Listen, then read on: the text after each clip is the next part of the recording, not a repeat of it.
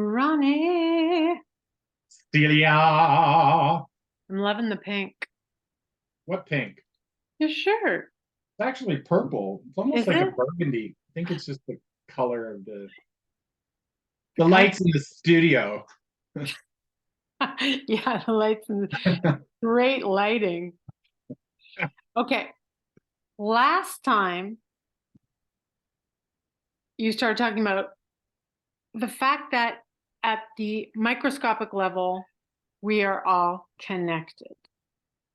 And I made a joke and I was like, why doesn't that enable us when we wake up in the depths of despair to just go, oh, it doesn't matter because we're all connected. I am connected to every conceivable thing. The stardust that was at the present at the Big Bang is in my body. And how come? How come what? It just doesn't make us feel better by thinking that? Yeah. Yeah, that's like when you suffer from depression and someone says, "Have you tried not being depressed?" You're like, "Oh, I never thought of that. Oh, Thank you. What have a you great tried idea." getting up off the couch? Oh, that's the thing about depression is you can't get off the couch.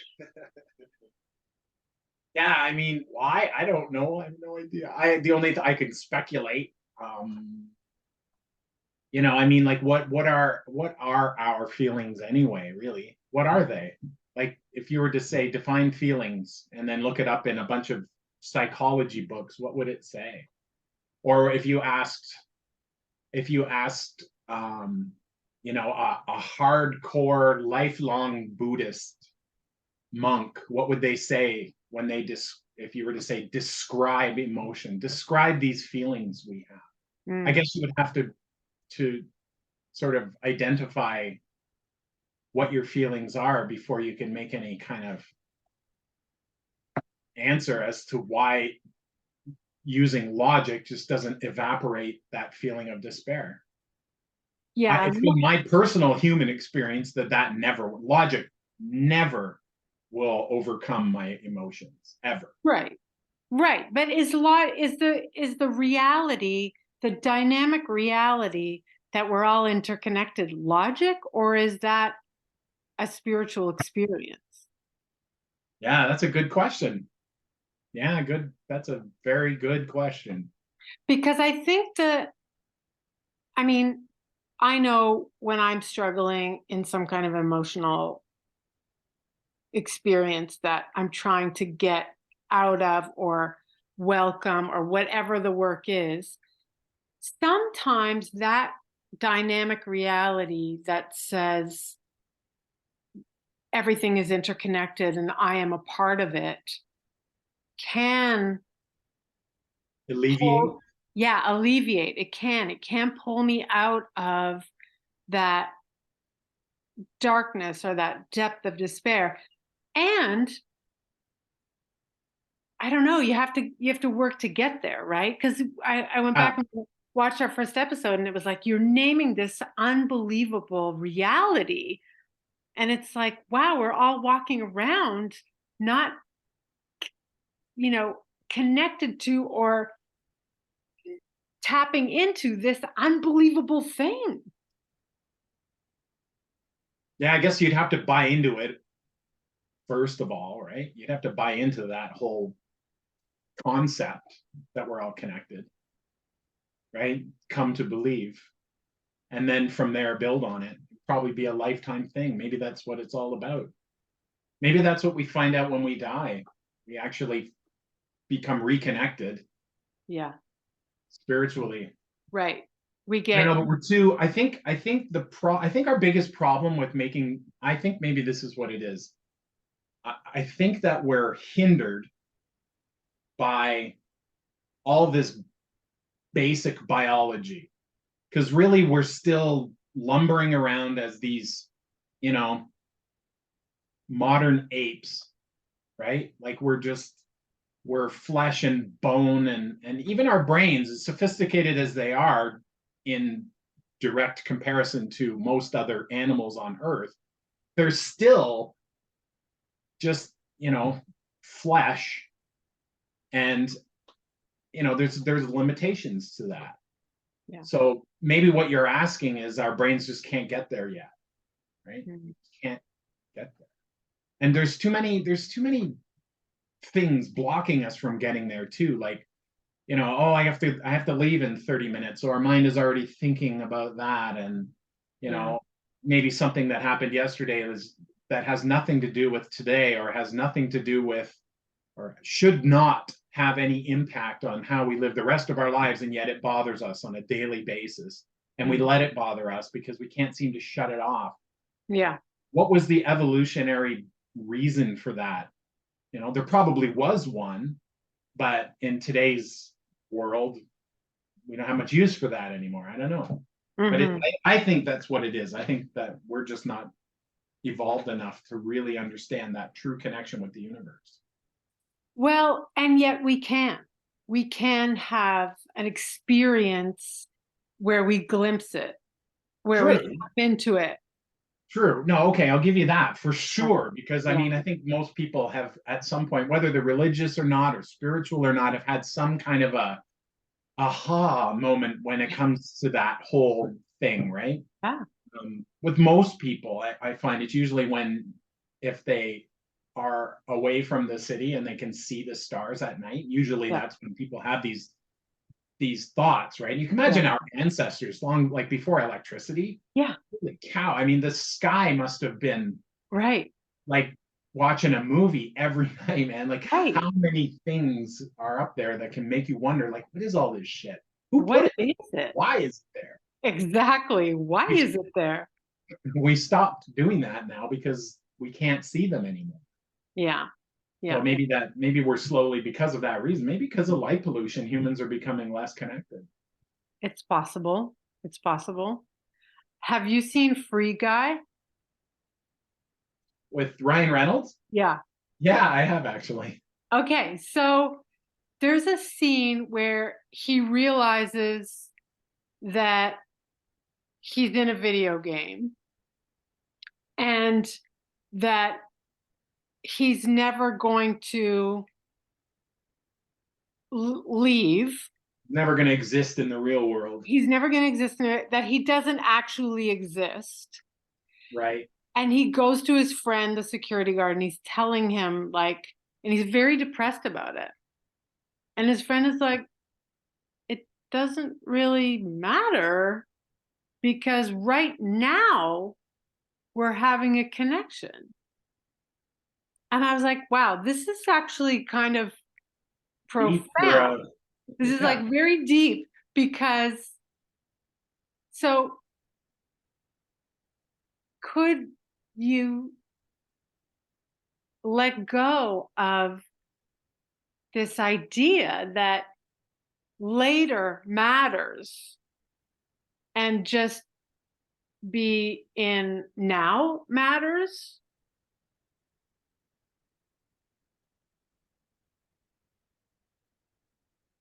You could. You're nodding. That means yes. Yeah, I can't even respond because you're so right. Yeah, it's just such a hard thing to, well, for me anyways, it's a hard thing to practice. Yeah, I mean, I can think about it and say, wow, yeah, Celia, you're absolutely right. But living it is a little living it. different. Living it, like right now, we're having a connection, and everything I do throughout my day, I'm having a connection. When my mind is always either 5 minutes in the future or an hour in the future, or a lot of times, especially at 3 a.m. when I'm lying in bed, something stupid I said in high school will haunt me. My brain's like, "Hey, remember this?" Boom. I'm like, "Oh, you know, Why did I do that? why did I say that?" They all think I'm stupid now. And of course, probably no one that was there at that time remembers. No. But Or for some is reason that, I do. And yeah. Yeah. What is that? What's planting that in the mind? Well, it could be the video game that we're all in. It's the player. yeah, really, eh? Yeah, it's been programmed into me, just like his character was programmed to think or to do whatever his personality traits were. So how am I programmed? I mean, I must have been programmed. We're all programmed. We're all just biological computers. Who's doing the programming? Well, this is just it. This is the whole nature nurture thing. Some of it's from instinctual that's passed on Yeah. in our genes, and so and then there's the life experiences, and all of these things map our personalities in our brains. This is Jungian talk. Yeah. So so yeah, I mean, everything that there was what I was born with, all the, you know, predispositions for this behavior, that behavior, and whatever, what have you. But then there are the experiences that can either enhance them or take them away or whatever, and or reduce them. And like some people are just born inherently crabby or cynical, You right? think? I think so, yeah. Or they have the predisposition to be that way. And if they happen to have some crabby, cynical people in their life, then it feeds on that, and then they become crabby and cynical. Whereas if they were surrounded by, you know, happy and joyous people, they'll still be crabby and cynical, but not as much. That's what I believe, anyway. That's interesting. I'm gonna asterisk that for the next episode. Free Guy, give me your 2-second, 2-sentence review. Oh, wow. You know what? I'm going to give Free Guy because okay. Let me start by saying, Ryan Reynolds will take anything when it comes to like, hey, we got an idea for you. He's like, I'll take it, right? And so as a result, he's done some shit movies, man. Like that guy has done some shit movies, and he's always the same guy in every movie, a little bit quirky and makes the little, you know, the little remarks and stuff like that, and it's all, yeah, it's like Jim Carrey kind of, right? But Free Guy was actually really well written. I liked it a lot, Yeah. actually. I Yeah. was not expecting it. I was expecting it to be another one of his stupid movies. There was one that it was called Six Under or something like that, where he's some rich guy and he has this team. I don't know. It was just horrible. I watched about 30 minutes of it and I had to shut it off because I just couldn't. Like I actually was feeling the IQ points slip away from me watching this movie. That was my Um, first time seeing him, Free Guy. I mean, I know all about Ryan Reynolds. That's the first time I've ever seen him. I was like, oh, this is Ryan Reynolds. Interesting. He seemed very Canadian to me, honestly. He's I was totally like, I know Canadian. he's He a loves that Hollywood he's star. Canadian. He's like so Canadian. I was just like, this is like a Canadian guy I knew in high school. Yeah, I liked it. I'd give it an 8 out of 10 for sure. Have you seen any of the Deadpool movies? No, Yeah, and you probably, because I know you're not a big fan of too gratuitous violence. violent. And there's a bit of Even that. Free Guy, even Free Guy. I know it was like video game violence, but I was like, ah. Yeah, yeah. Deadpool, like I love him in Deadpool. He plays that character 100% perfect because that's exactly what that comic book character is. Like, Interesting. yeah. So he does like, I mean, it's those movies. I love those movies. My favorite Marvel movies are the Deadpool. Very interesting. Then you Oh, watch him in another movie, and with the exception of that one, it's very, I find it very cringeworthy seeing him in other movies. okay. Well, that's our existential uh topic and our Ryan Reynolds topic for the day. Goodbye. What did you think of it? I'm stopping the recording. Actually, I'll just say quickly. Yeah, I laughed out loud. Like I thought it was funny and I thought it was interesting to talk about uh consciousness and reality from this framework. Well done. Thanks. I'll see you later. Okay. Bye. Bye.